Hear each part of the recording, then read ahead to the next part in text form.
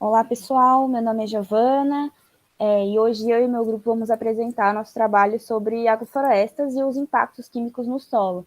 O grupo é composto pelo Eduardo, pela Giovana Mantovani, a Letícia Marques, a Melissa Silveira e eu.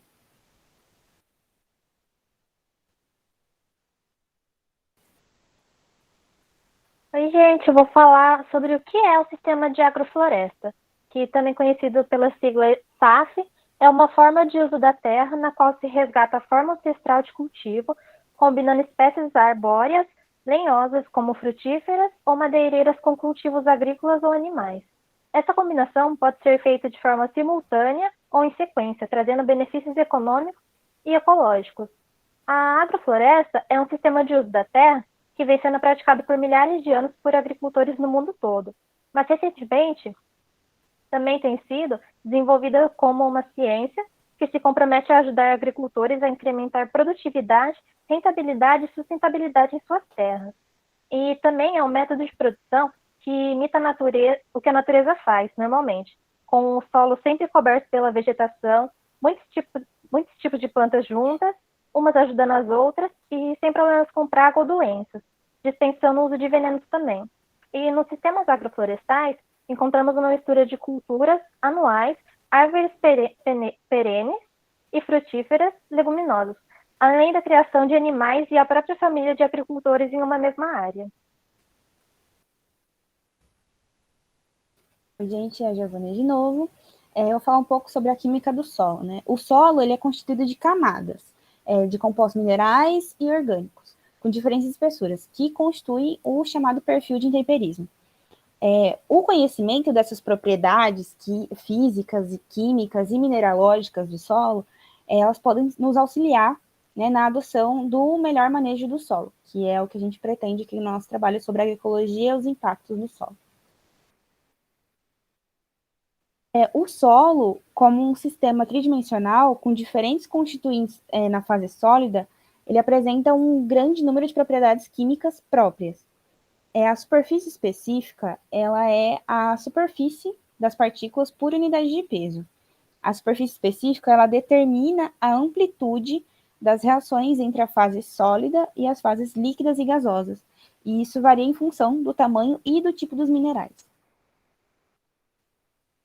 Em geral, as partículas elas apresentam cargas elétricas quando colocadas em um meio líquido, polar, como é o caso da água. As cargas elétricas podem ser negativas ou positivas. As cargas negativas existentes, né, no solo podem ser classificadas em cargas permanentes ou dependentes do pH. As cargas permanentes são cargas que não aumentam ou diminuem com o pH e ocorrem nas argilas expansivas e não expansivas. Já as cargas negativas, dependentes do pH, variam conforme esse pH, aumentando à medida que ele aumenta e diminuindo à medida que ele diminui. São as que ocorrem em maior quantidade em solos tropicais. Solos estes que, em sua maioria, possuem argilas e óxidos de ferro e alumínio. E, por último, a gente tem a origem das cargas positivas do solo, que normalmente ocorrem em menor quantidade que as cargas negativas, mas têm uma importante função, uma vez que são responsáveis pela absorção de ânions, muitos dos quais também são nutrientes, e são sempre dependentes do pH, só que eles aumentando, né, à medida que o pH diminui. As propriedades de adsorção e troca de ânions do solo resultam basicamente da interação entre a fase líquida e a fase sólida do solo. Denomina-se adsorção e troca de ânions o processo reversível pelo qual os íons da solução do solo são absorvidos pelas partículas coloidais, deslocando outros previamente absorvidos e de carga elétrica de mesmo sinal. Esse fenômeno é o evento físico-químico de maior importância no solo, pois é ele que define as transformações dos solos desde a sua formação. A importância dos fatores químicos, né? O intemperismo químico, ele envolve processos complexos que alteram as estruturas internas dos minerais pela remoção ou adição de elementos. Durante essa transformação, a rocha original se decompõe em substâncias que são estáveis no ambiente de superfície. Consequentemente, os produtos do intemperismo químico vão se manter essencialmente inalterados enquanto o ambiente permanecer similar àquele onde foram formados. A água é o fator mais importante do intemperismo químico. Embora a água não é água pura, né, não seja reativa, uma pequena soma de material dissolvido geralmente é tudo que é necessário para ativá-la. Fatores climáticos, particularmente temperatura e umidade, são de grande importância na taxa de intemperismo das rochas. O ambiente ideal para o intemperismo químico é a combinação de temperaturas quentes e elevada umidade.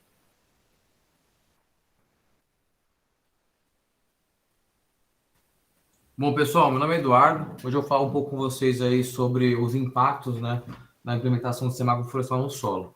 Bom, basicamente mais a parte prática aí que a Giovana acabou de falar para a gente, né, no sistema agroflorestal. Bom, o primeiro impacto assim significativo do sistema agroflorestal no solo é a diminuição da erosão, né? Isso ocorre porque no sistema agroflorestal são implementadas plantas regionais, né, ou seja, de origem local ali, da qual elas possuem já um sistema de raiz radicular mais aprofundado. No caso, vai buscando águas em camadas mais profundas do solo, assim nivelando inclusive o pH, deixando aquele solo que antes era erosivo, seco, em úmido e próspero.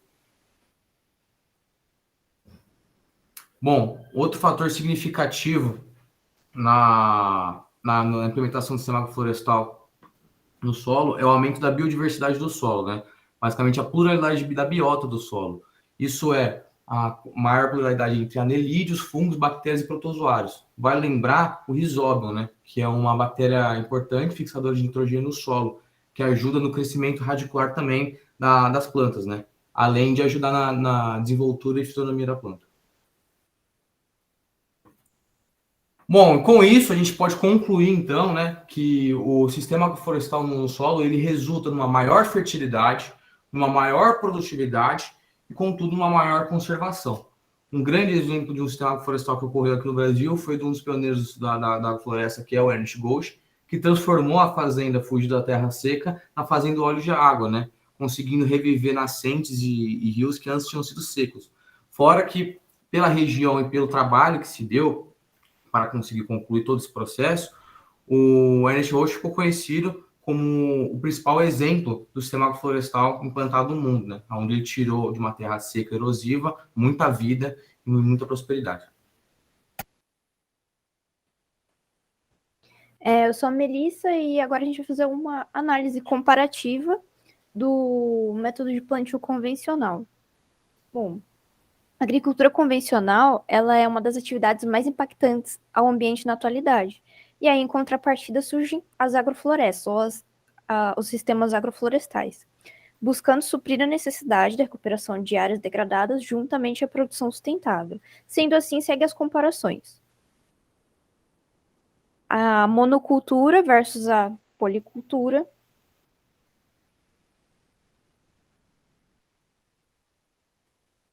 As práticas inadequadas de manejo, que não têm respeito com as características locais, e acontece de ter um excesso de nutrientes aplicados no solo.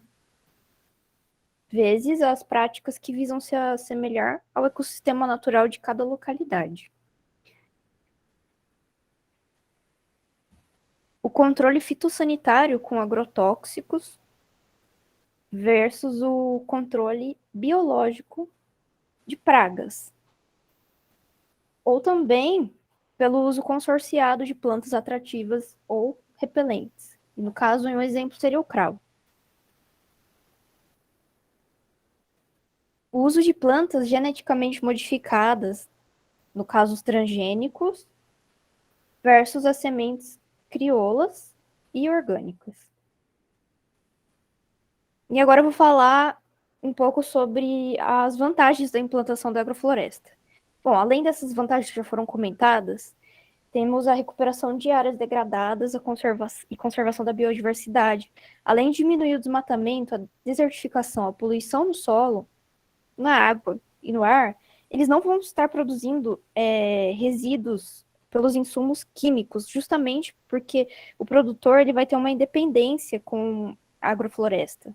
Também vai contribuir com a reserva de recursos hídricos, de segurança alimentar, regularização do microclima, proteção contra a erosão hídrica e eólica. Principalmente vai ter uma melhoria na qualidade de vida do produtor familiar, porque vai acontecer Além da independência, vai aumentar a renda desse produtor, além da sustentabilidade energética e hídrica. E agora eu vou falar um pouco sobre as desvantagens. Bom, o que pode ocorrer, a gente vai falar sobre as desvantagens, o que pode ocorrer, que são as dificuldades no planejamento, porque é muito complexo, porque são vários fatores que dependem todos desse planejamento. Então, pode acontecer de levar as culturas a não se desenvolverem, porque é necessário considerar as espécies que estão sendo colocadas e suas características edafoclimáticas. Pode acontecer de ter dificuldade para escoar a produção, dificuldade para vender a produção também, se não tiver o planejamento correto. E também a não aceitação dos sistemas agroflorestais por parte dos agricultores, justamente pela complexidade e pelos diferentes períodos que coexistem nesse sistema de colheita, plantio e etc. O que foi isso? Portanto, após tudo que foi apresentado, podemos concluir que a agrofloresta é um sistema de plantio sustentável que integra o plantio de culturas e floresta e pode ajudar na recuperação de solos que são danificados, muitas vezes por sistemas de plantio convencional, sendo assim uma ótima alternativa para o cultivo sustentável. Bom, espero que tenham gostado e entendido como funciona esse sistema e seus efeitos positivos no solo. Qualquer dúvida, por favor, entre em contato com a gente e muito obrigada pela atenção.